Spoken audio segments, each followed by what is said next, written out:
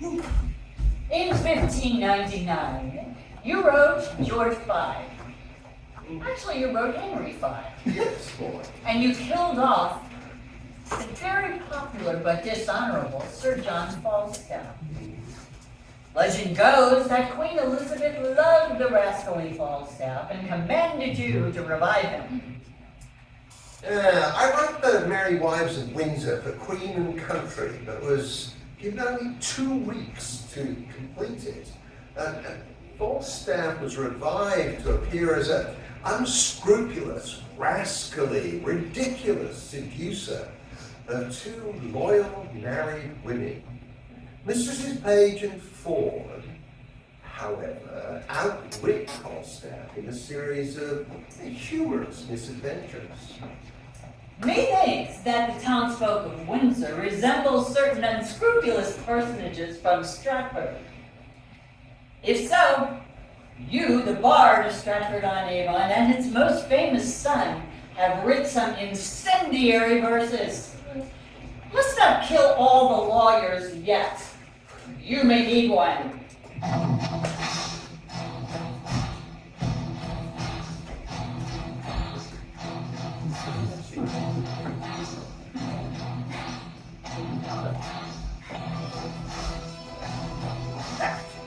Come on.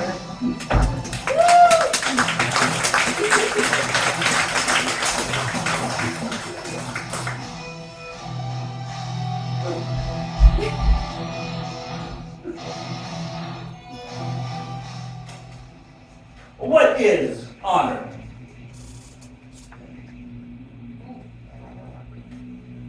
What is honor? A word. What is in that word, honor? Air. A trim reckoning. Who hath it? He that died on Wednesday? Does he feel it? No. Does he hear it? No. 'Tis insensible then. Yea, to the dead, but will not live with the living? No. Therefore, I'll none of it. Honor is a mere emblem, and so is my catechism.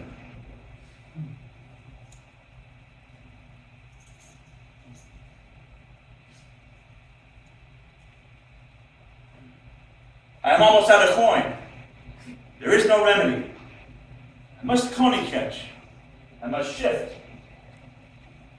Which of you know Ford of this town? I know him. He's of substance. I will tell you what I am about. 2 yards and more. No cribs now.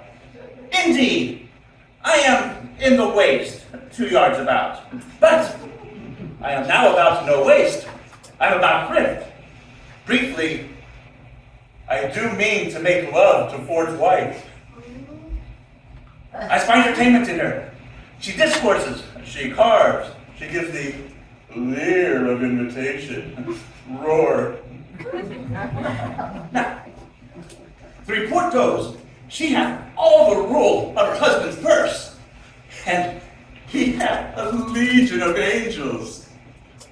I have written here a letter to Mistress Ford, and another to Mistress Page, who even now gave me good eyes too. She did examine my parts with such judicious ooyahs.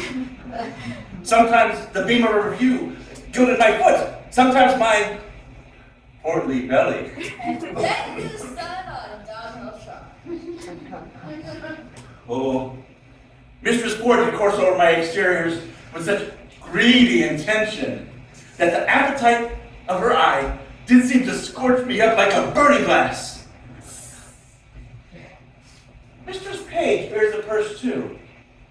She is a regent in Guyana, all gold and bounty. They shall be my East and West Indies, and I will trade to them both. Go back. Bear this letter to Mistress Ford, and this to Mistress Page. We will thrive, lad. We will thrive.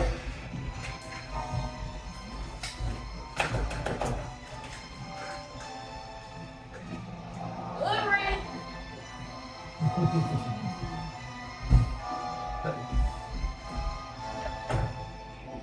What? Have I escaped love letters years in the holiday time of my beauty. And am I now subject for them? Let me see. Ask me no reason why I love you. You are not young. No more am I. Go to them. There's sympathy. You are married. So am I. Then there's more sympathy. You love sight, and so do I. Would you desire better sympathy? Let it suffice thee, Mistress Page, at the least, if the love of soldier can suffice, that I love thee. I will not say pity me, 'tis not a soldier-like phrase, but I say, love me. By me. By no true knight by day or night, or any kind of light with all his might for thee to fight Sir John Falstaff. Oh, wicked world, one that is well nigh worn to pieces with age to show himself a young gallant. And what an unweighed behavior has this drunkard picked that he dare in this manner assay me? Why, he hath not been thrice in my company. What should I say to him? I was then frugal in my mirth. Heaven forgive me, what? I will exhibit a bill to the Parliament for the putting down of men.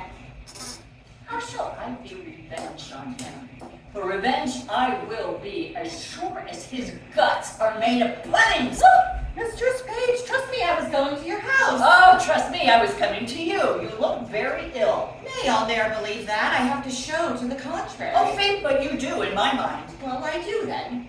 But I say I could show you to the contrary. Oh, Mistress Page, give me some counsel. What is the matter, woman? Well, if I would but go to hell for an eternal moment or so, I could be knighted. What? Thou liest. Oh, Sir Alice Ford. Oh, these knights will.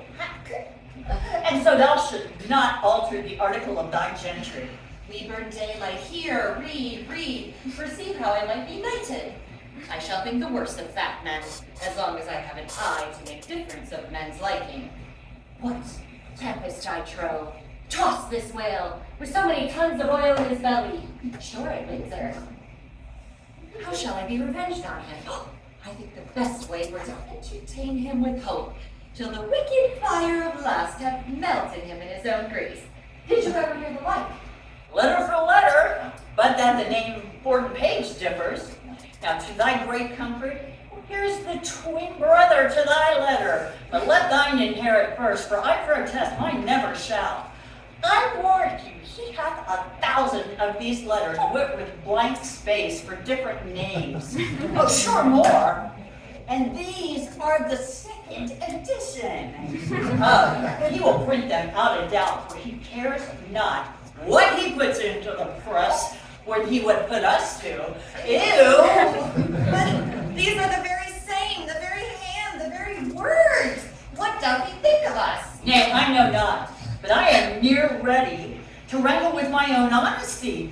Unless he know of some strain in me that I know not myself, he never would have boarded me in this fashion. Boarding, call you it.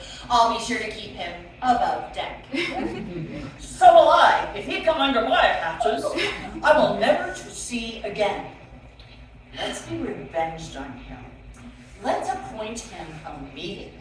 Give him a show of comfort in his suit. And then lead him on with a fine display. Nay, I'll consent to any act of villainy against him that might not sully the cherryness of our honesty. Oh, that my husband saw this letter. It would be eternal food to his jealousy. Let's consult together against this crazy knight.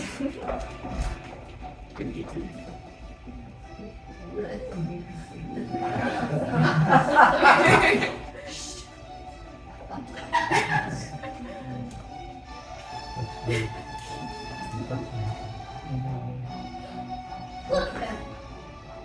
Sir John Falstaff is coming at his back door with his sword and request for company. Mistress Page, remember your cue. I warned you, if I do not act it, hiss me. Go to then. Use unwholesome humidity, this gross, watery Pompeon.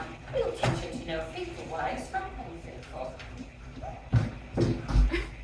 Have I caught thee, my heavily jeweled? Why, now let me die, for I have lived long enough. This is the period of my ambition. Oh, this blessed hour. Oh, sweet Sir John!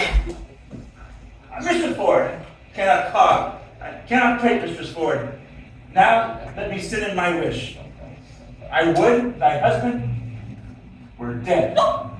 I'll speak before the best lord. I would make thee my lady.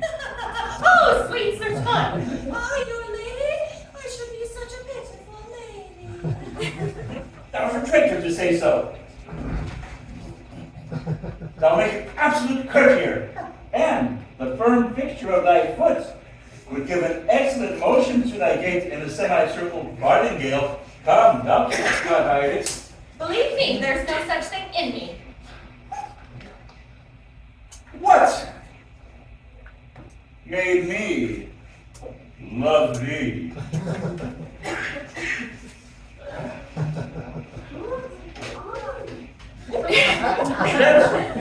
That persuade thee. There's something extraordinary in thee. I love thee, none but thee, and thou thee servicest. Do not betray me, sir. I fear you love Mistress Page. Thou might as well say I love to walk by debtor's prison, which is as hateful to me as the reek of a lime kiln. Oh, heaven knows how I love you, and you shall one day find it. Keep in that mind. I'll preserve it. Miss Ford! Miss Mrs. Pig at the door, sweating and blowing and looking lovely, and would need speak with you reverently. She shall not see me. I will ensconce myself behind a harass. Eris, I pray you do so. She's a very tattling woman. What's the matter? How now? Mrs. Ford, what have you done? You are shamed. You are overthrown. You're undone forever. What's the matter, good Mistress Page? Well a day, good Mistress Ford, having an honest man to your husband to give him such cause of suspicion. What cause of suspicion? What cause of suspicion? Oh, out upon you, how have I mistaken you? Why, alas, what's the matter? Your husband is coming hither, woman, to search for a gentleman that he says is here in the house now, by your consent, to take ill advantage of his absence. Oh, it is not so, I hope. Well, pray heaven it be not so that such a man is here. But 'tis certain your husband is coming, with half Windsor at his heels, to search for such a one. Whoosh! If you know yourself clear, then I'm glad of it. But if there is such a man here, convey him out. Be not amazed. Call all your senses to you. Defend your good reputation, or bid farewell to your good life forever. Oh, what shall I do?